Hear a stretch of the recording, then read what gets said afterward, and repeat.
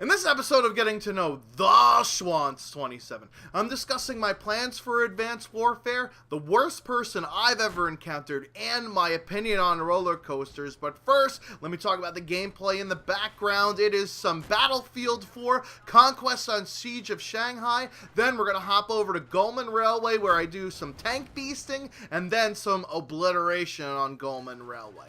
And as always, if you got a question for me, leave it down in the comment section and I'll get to it next time. Now, on to the first topic here, which is my plans for Advanced Warfare.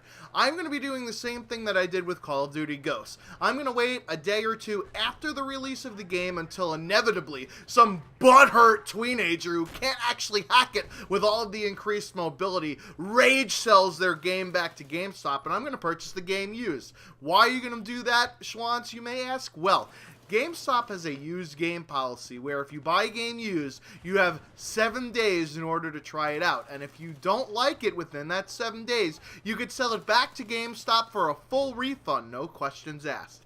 Additionally, that also means that I am not giving any money to Activision or Sledgehammer for this product. I'm paying GameStop directly for it. So this way my money doesn't go back in the hands of those awful fucking developers and publishers in the case this game is shit just like the previous two Call of Duty games. Now, what I'm going to be doing on the 7th day is I'm going to be doing a decision special, much like what I did with Call of Duty Ghosts. Now, this time, I will not make assumptions based on content for a game that I don't fucking like. I never, ever, ever liked Call of Duty Ghosts at all. But I made assumptions based on content because I thought that I was going to get the game on the Xbox One, and once I got the game on the Xbox One, Ground War would have made some of the problems go away, and I could still have done infected hiding and booster busting, but unfortunately, there's only like fucking 15,000 people playing Call of Duty Ghosts on the Xbox One, which is absolutely fucking pathetic.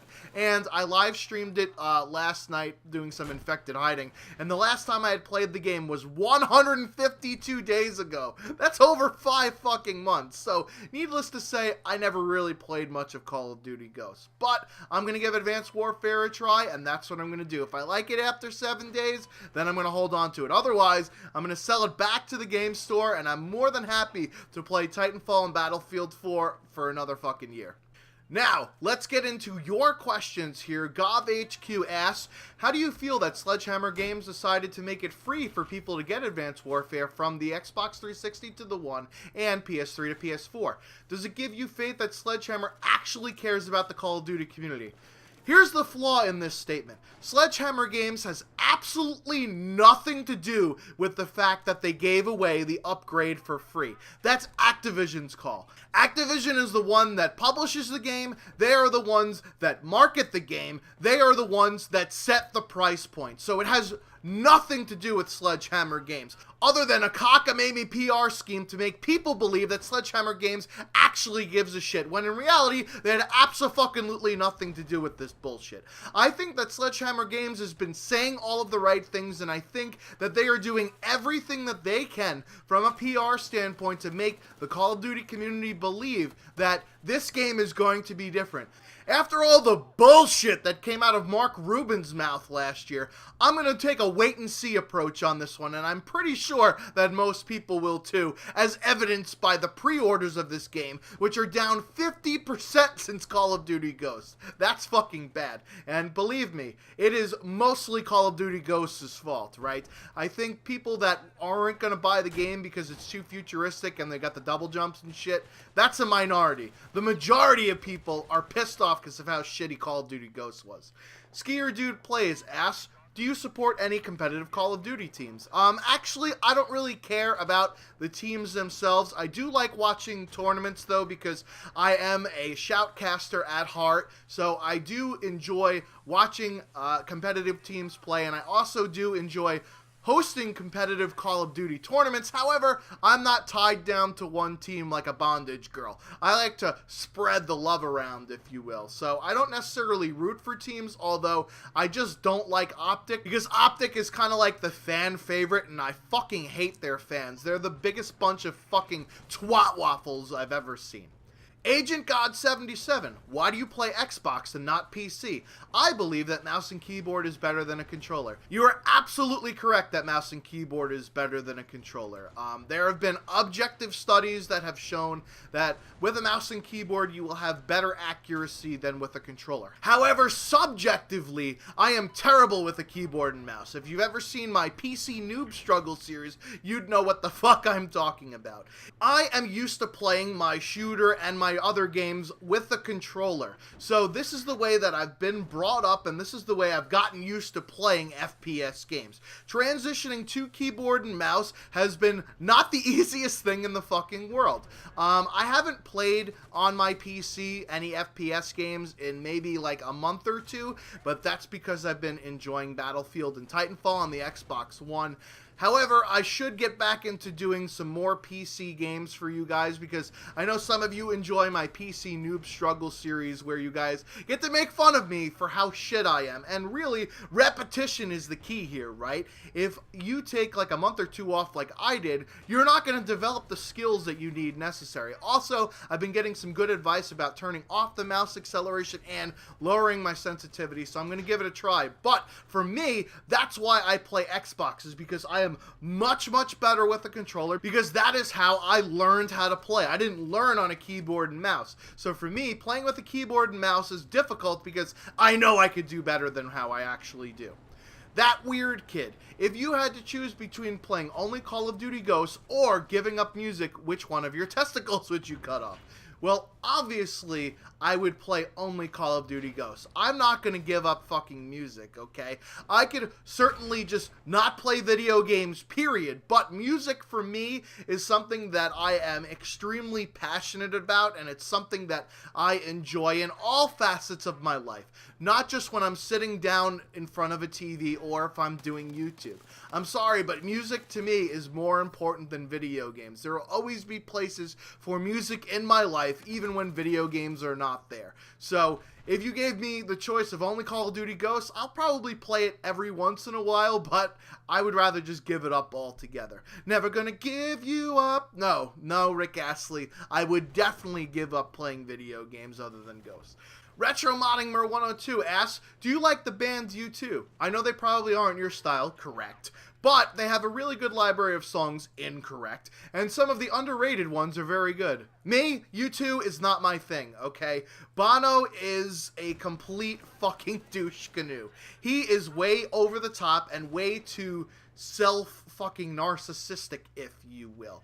I don't like him at all. I don't like his singing style. I hate the style that Edge uses to play guitar. To me, it's just like ambient noise in the background without much of a fucking purpose. That's what U2 sounds like. Ambient noise without much of a purpose. I'm not a huge fan of U2, and yes, I even heard the album that they fucking made me automatically download onto my iTunes. Thanks a lot, U2. I had to delete that shit off my motherfucking computer because I don't want to hear your shit. I'm sorry. Not a U2 fan. They just don't do it for me.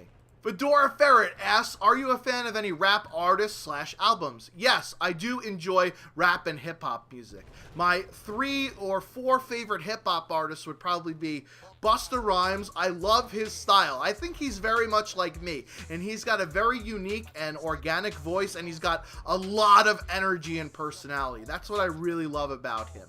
I also really like Nas, very deep, very insightful, very methodical with his raps.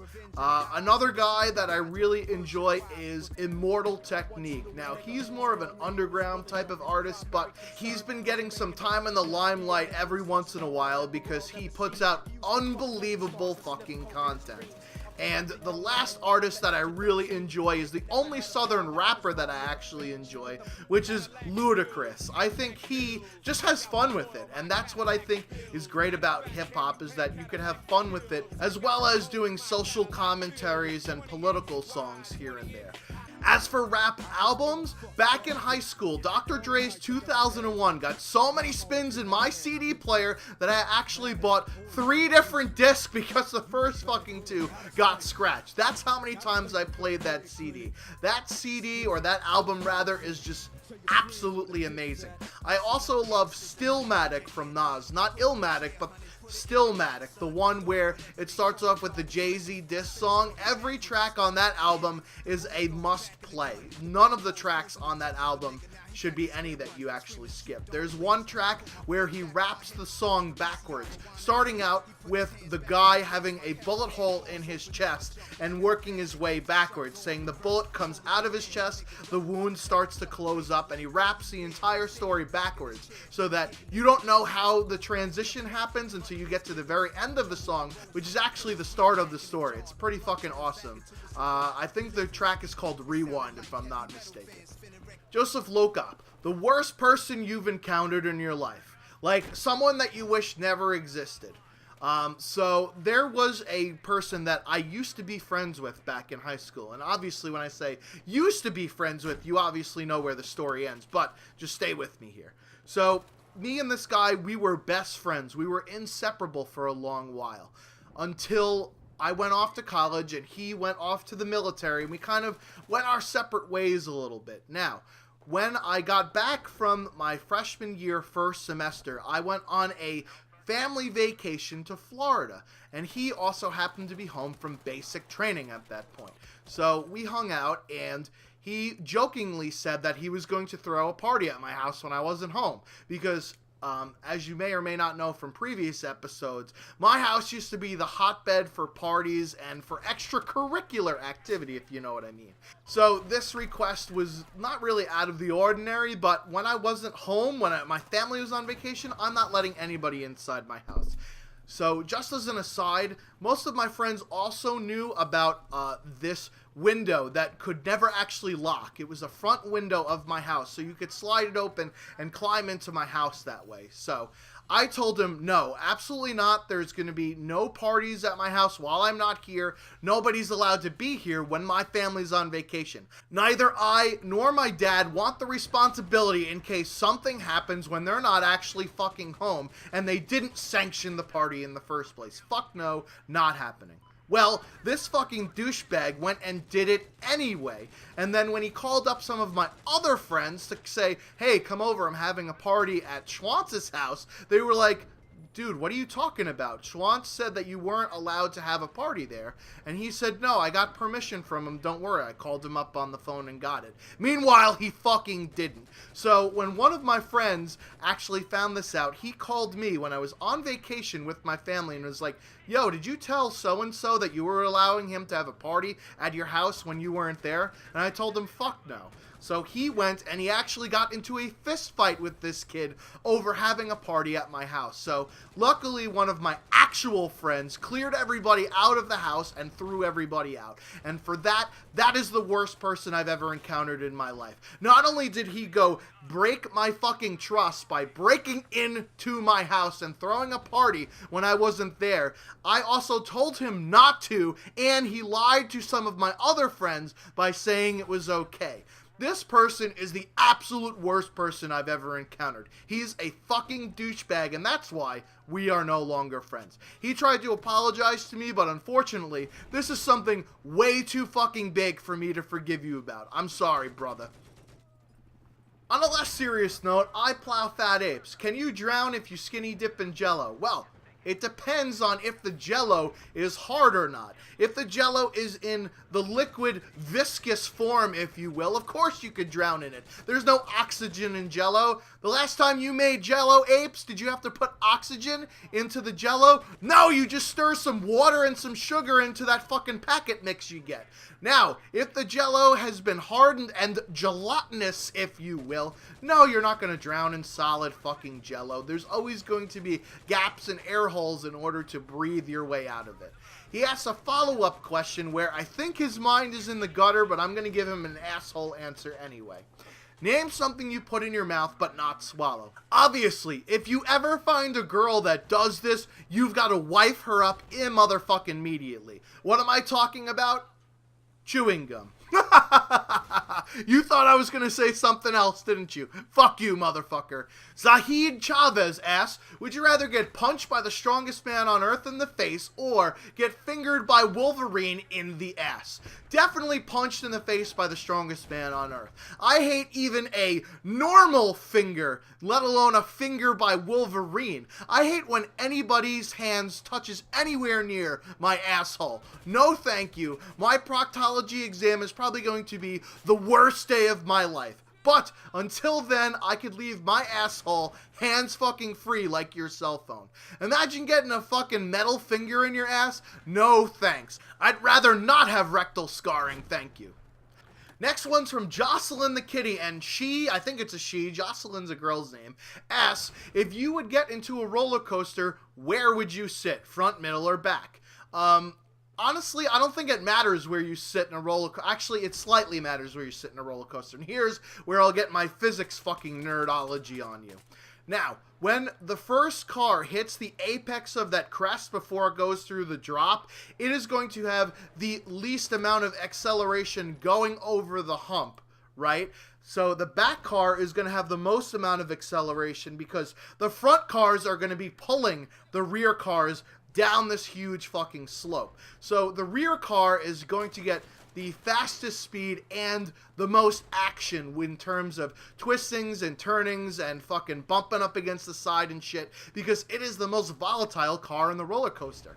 However, you might get obstructed by Jolly the fucking Green Giant in front of you, so you might not be able to see what is coming up next and therefore get you all anxious and excited about it by seeing the danger and seeing the peril that unfolds in front of you. So that's why you'd pick the front car of the seat. And if you want the best of both worlds, obviously you'd pick in the middle. But for me, it doesn't matter because I don't like going on roller coasters. That's right, I'm not a roller coaster guy. I do not like that feeling where my stomach is in my fucking nostrils. No thank you, I do not like that falling feeling. I'm not afraid of heights, I just don't like that falling feeling. Like, even in an elevator that goes a little bit too fast is kind of like, holy shit, what the fuck. On some airplanes that hit a little bit of a turbulence, yeah, that's that shit I don't like. Which is your favorite roller coaster? I have been on roller coasters, though. That isn't to say that I haven't tried. I have definitely tried. And my favorite roller coaster is one that is at Busch Gardens, Tampa. I don't know if it's there or not anymore. I went back, call back to earlier in this commentary when I went on that vacation I was talking about. I went to Orlando and Tampa. When I went to Busch Gardens in Tampa, I went on this roller coaster called the Scorpion, and it was my favorite roller coaster of all time. You know why? All it was you got pulled up to this apex, then it was 2 corkscrews, a couple loops, and bam, that's it. Roller coaster fucking over. No drops, just corkscrews and loops. And for me, that's that shit I do motherfucking like. Also at Disney World, I've gone on the Big Thunder Mountain Railway. It's technically considered a roller coaster, even though most people wouldn't think it is. And when I went to Florida for my vacation this past year, of which I made a commentary about it way back when, I went on Space Mountain and the Rock and Roller Coaster for the very first time. There aren't any drops in it. However, the Rock and Roller Coaster was a bit too much for me, getting shot out at 60 fucking miles per hour. Especially when the harness didn't clamp down all the way, and I thought it was going to fall out of the motherfucker when it was going through the loops. But those type of roller coasters are fine with me if they don't have drops in them. KD is my life 77 asks, Peyton or Eli Manning, who is better? This question is obvious. It's Peyton Manning, okay? He is an MVP type player. He is the player that you build your team around. Now, this isn't knocking Eli Manning at all because he's also a very good quarterback, but Peyton Manning is the best player in the National Football League, period. So, of course, he's going to be better than any other player that you compare him to. Horse60 asks, do you own any firearms, and if so, what do you have? The only guns that I have, brother, are the ones that are attached to my left and right motherfucking shoulder. I don't have any guns in my home, and I have several reasons for this. Number one, I don't do any hunting, so for me, there's no reason to have a firearm because of hunting.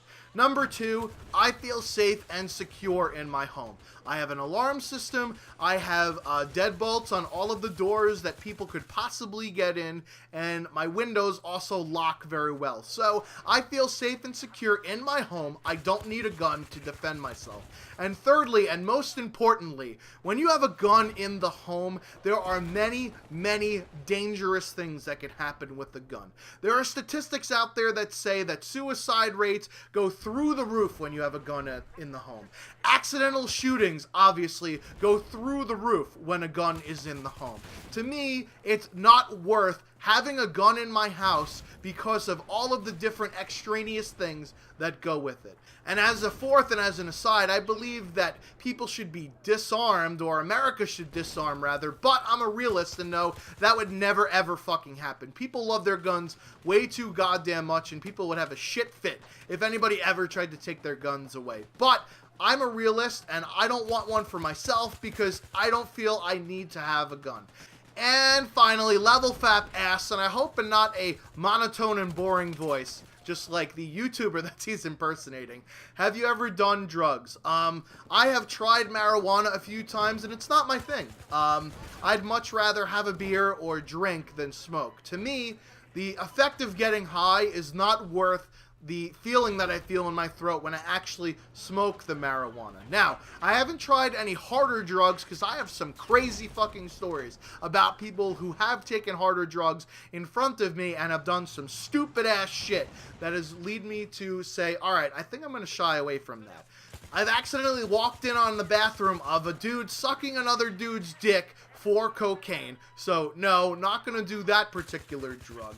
I have seen somebody jump off of a roof when they were high on mushrooms because they thought they could fly. Thankfully, there was a swimming pool down below, so no thank you to that. And when another one of my girlfriends was tripping with acid, she thought that rats were eating at her eyes and proceeded to poke herself in the eye with a pen. We had to drive her to the hospital after she dislocated her eyeball out of her socket. So, I've seen some fucked up shit with drugs, so that's why I never ever want to do any of them.